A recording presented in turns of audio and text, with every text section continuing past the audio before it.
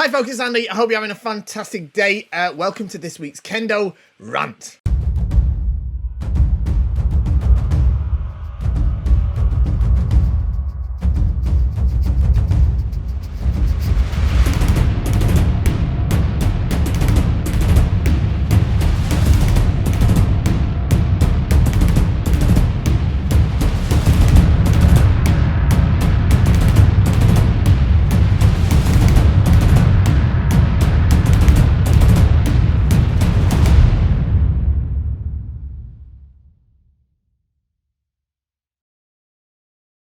Okay, so it's been a couple of weeks since we had a Kendo rant. I didn't manage to do one last week because I wasn't here. I had something that I had to do, but I am here today, despite the fact it's actually a public holiday here in the UK because of Easter.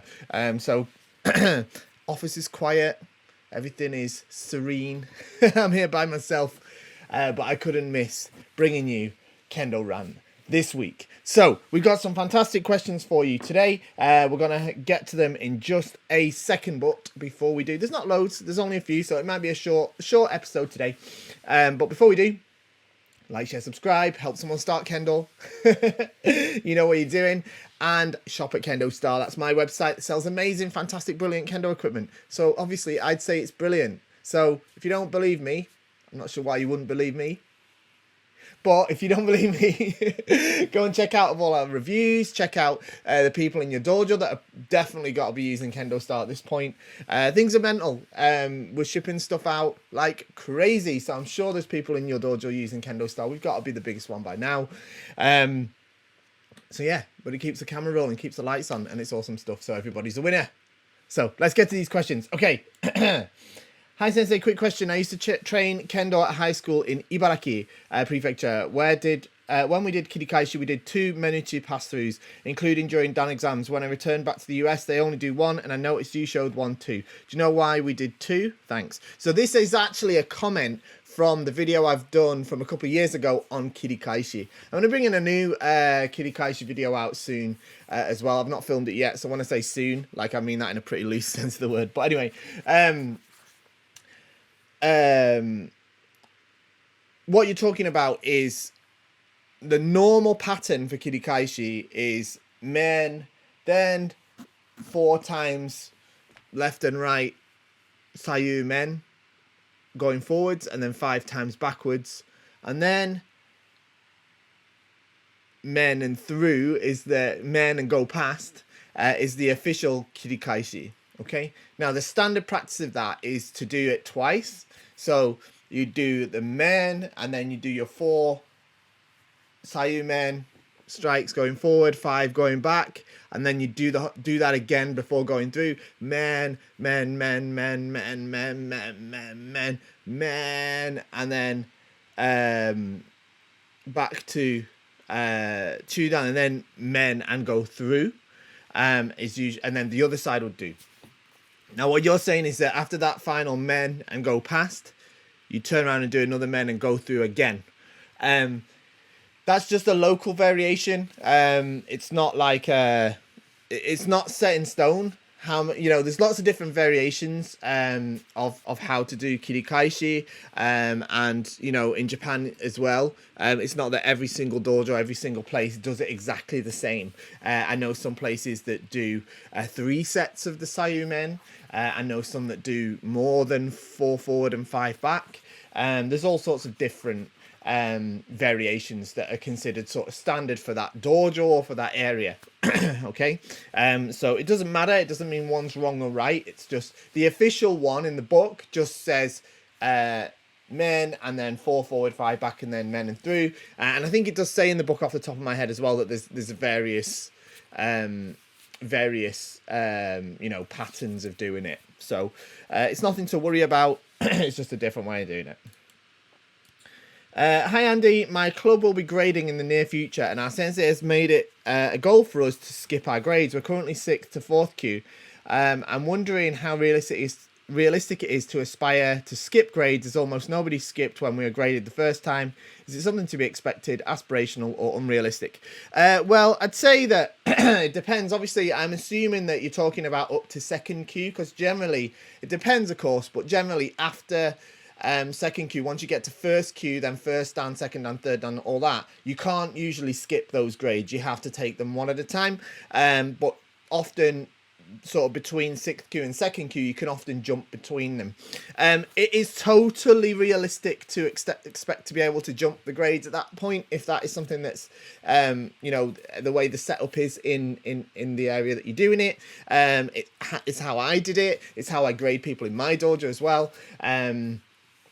The fact of the matter is and I don't mean this in sort of a bad way, so don't I don't want to upset too many people. But the fact of the matter is, in the grand scheme of things, the difference between sixth kyu and second kyu is not that big, all right? And the difference between sixth kyu and fourth kyu is really small. So like, if we say the difference between sixth kyu and second kyu is really small, and then fourth kyu is between that, so obviously those gaps between those are really small as well. So say you're at fourth kyu and you're looking to skip straight to second kyu, that's like it's not out of the realms of what's realistic. In fact, it's really realistic, to be honest. So I don't think it's I don't think it's particularly unrealistic at all. I think it's perfectly fine to do that if it's something that the grading that you're doing is, you know, if it's a feature of that grading. Sometimes it's not a feature of the grading. I know in some countries they do make them do every single kyu grade before they even get to the dan grade. So, but if it's not that sort of situation and there is a possibility to skip between sixth kyu and second kyu, then yeah, definitely aspire to do that. All right, but you'll need to be able to do fumikomi. It's what most people kind of don't manage to do, to be honest, at that level.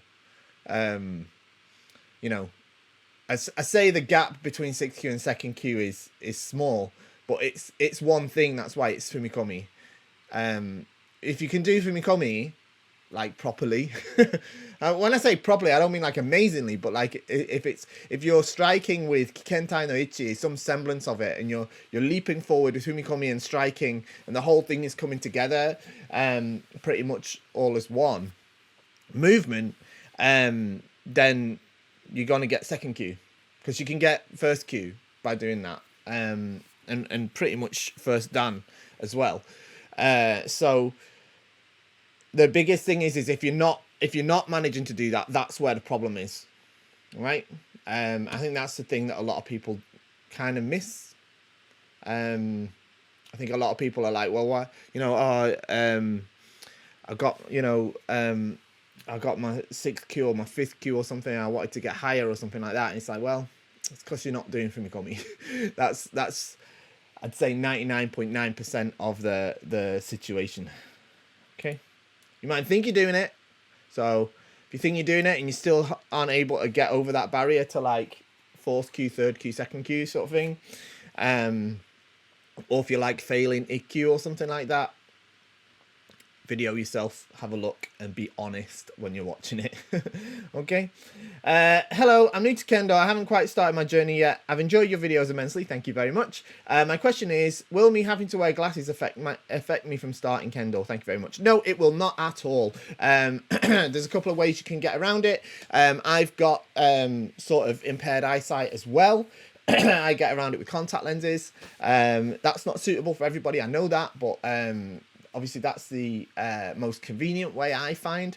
There's other things you can do as well. There's some glasses frames that will fit inside the men, but you won't be wearing the men in the beginning anyway, so I wouldn't worry too much about it. But having sort of glasses is definitely not a barrier to you starting Kendo, so get down to the dojo and give it a go. Next one. Okay, hello Andy, and greetings from Buenos Aires, Argentina. Oh, great. I'd like to know what you think about this issue. I've practiced Kendo for some time, not very long, as a home accident broke my left ankle into pieces, ouch, and needed 3 surgeries to get it right, and which it fortunately got, but kept me away from Kendo for some time, and then my twin boys came along. Wow. The thing is, 4 years ago, I got plantar fasciitis. Is that how you pronounce that? I think so. Whilst playing tennis, and it took me some half a year to heal. Now my kids, 13 years old, are practicing Kendo since last year. Great, and it's so tempting to for me to get into the Kendo again and reach for my shinai again. But the plantar fasciitis might be a serious problem. I hope I'm pronouncing that wrong. Like some like podiatrist or something's gonna write in the comments like it's not pronounced like that. What do you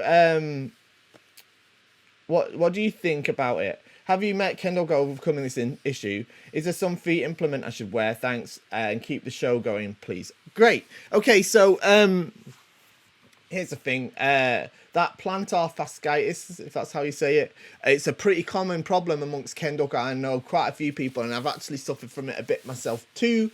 I think there's stuff you can do to help it heal. Like rolling on a tennis ball or something like that. I think I've heard. It's the best is like if you start to suffer from it is to speak to a professional, because I can't advise you about it over the internet. But what I would say is that I don't think it should prevent you from practicing Kendo. I think it'd be a great idea for you to get back in the dojo with your sons, if that issue flares up, then obviously seek some help or speak to your sensei as well. They might know a bit about it. It might be something they've experienced, and go from there. There isn't like some special protector or feet implement that you need to wear to prevent it or anything like that. There's nothing like that that'll help, frankly. But if you do that, I'm sure you'll have a great time and you'll definitely be able to enjoy Kendo again. Okay. Right, next. Hi, Andy. Anything to focus on when learning doing geiko? Right, you're triggering me. Right, I'm going to be mean because this does trigger me. There's no such word as geiko. It's keiko, okay? There is a word as geiko, but it doesn't mean what you think it means.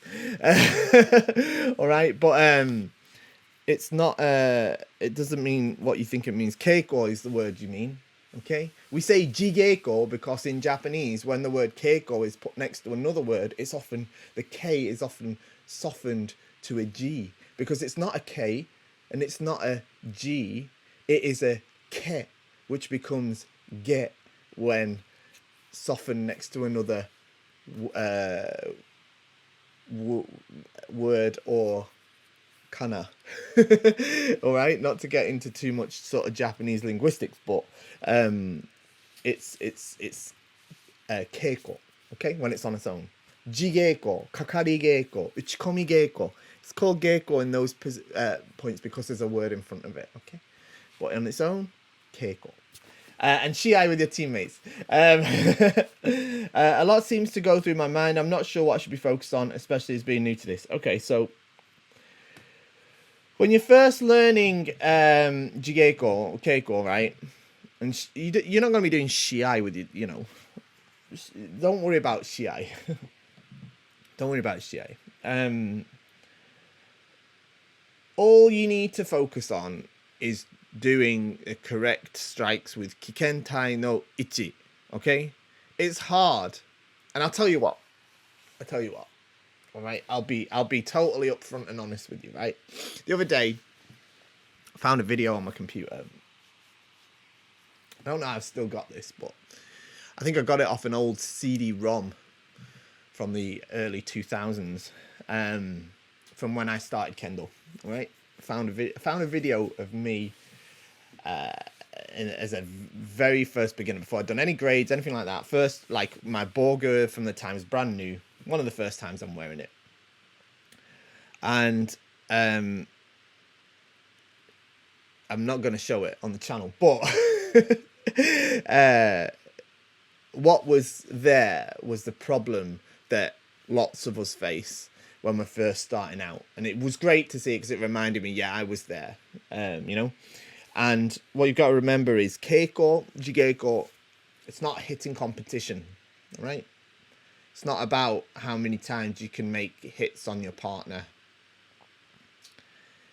It's about making valid strikes, yuko datotsu, valid strikes, whilst under the pressure of another person trying to do the same. It's not about how many. Nobody's keeping score. You can't win. You can't. Some people say, I used to say this too, probably still do sometimes. I slip into my old habits, but some people say, oh, I just did jigeki with that guy, totally battered him, and You can't batter someone. It doesn't work like that. It's not like battered or not battered. So that's a really English slang word, battered. Battered. It means like beat up. Yeah. You can't beat someone up in Jigeko either. It feels like you're getting beat up sometimes. But it's not really what it is. It's not the hitting contest. So you have to focus on making strikes with Kikentai no Ichi. That means using Fumikomi, and then meeting the criteria of Yuko Datotsu, valid strikes. Okay? And don't be overcome with the desire just to hit their borga with your shinai, enough to abandon those concepts, which is what tends to happen when we're in the heat of the moment and we are faced with the competitive urge that comes over us in that situation. That is part of what we are training in Kendo, is to control ourselves in such a situation. Take control of our emotions. Don't let ourselves give into our ego and feel like we must make lots of strikes on the other person in order to assert our dominance or show how good we are, impress our sensei, make ourselves feel better, stuff like that. It's not what it's for, all right? You've got to try and make the Yuko Datotsu still, all right? And when you're with your seniors or your sensei, then that's when it becomes especially important, all right? Don't try and compete with your sensei. Don't try and beat him up. If you're hitting your sensei, probably they're letting you hit them. Especially if you're like below third dan, probably they're letting you hit them. So don't be too proud of yourself. Yeah. So yeah, that's what I'd sort of say on that. Okay, last one. Hi Andy, can you tell us how Shimpan judge the Hiki-Waza, and when should we go for Hiki-Waza? Okay, that's a broad question. All right, here's a simple answer. Shimpan judge Hiki-Waza according to the criteria of Yuko Datotsu, valid strikes. That's it. People, you hear this sort of stuff, people saying you have to hit Hiki-Waza harder than Shikake-Waza. It's not true. It's not true. You just have to hit the correct opportunity, as with Shikake-Waza. With Kikentai no Ichi, with good Tenouchi, Tsuyosa to Sae, power and sharpness. Datotsu no Kikai is a big one for Hiki-Waza, the correct time, correct opportunity for striking. I've talked about this in my videos about Hiki-Waza, but for example, even if you can reach the door underneath their elbow, unless you can create the opportunity where they try to block or raise their arms, you can't be awarded the Hiki-Do, even if you are able to strike the door, unless you create the good chance. So the criteria for judging it is the same, all right? Zanshin, must have Zanshin. So it means you can't receive the strike straight after taking the Hiki-Waza, to be honest. Generally. But it's all about that opportunity. It really is all about the opportunity. And you can tell, because like if it's a good opportunity, the opponent sort of freezes. The person that gets hit kind of goes like that. So yeah. And when should you go for Hiki-Waza? Well, I mean, at the minute, you're not really... like if you're following the current... what I hope to be temporary COVID rules, then the Hiki-Waza is only allowed immediately after sort of Tai-Atari. So it makes it quite difficult. But as that becomes a little bit more relaxed, and it is already starting to become more relaxed, even in Japan, they're not so strict on those rules now, then you have to go for Hiki-Waza. That you go for, it's a too broad a question to say when should you go for Hiki-Waza. You have to create the opportunity for Hiki-Waza, right? You have to create the chance for it. So I've done a video about Hiki-Waza, how to create some opportunities. There's lots of ways to do it, But the key point is the opportunity does have to be created in order really for HikiWaza to be considered valid. Can't just be like the accidental strike. Okay, that's basically what I'm getting at. All right. I know it's not like a real clear-cut straight answer, but this is Kendo, right? Okay, there we go. Nice short one today. I hope you enjoyed. Don't forget to like, share, subscribe, and all that sort of thing. You can leave me a question down below for next week. Or the best thing to do is join the Kendo Show Early Access group. There's a link in the description. I put a post on there every week asking for questions, and that's where I get most of them from. So make sure you're in that group. It's free to join and everything, so get in there. Yeah, shop at KendoStar. See you next time. Bye-bye.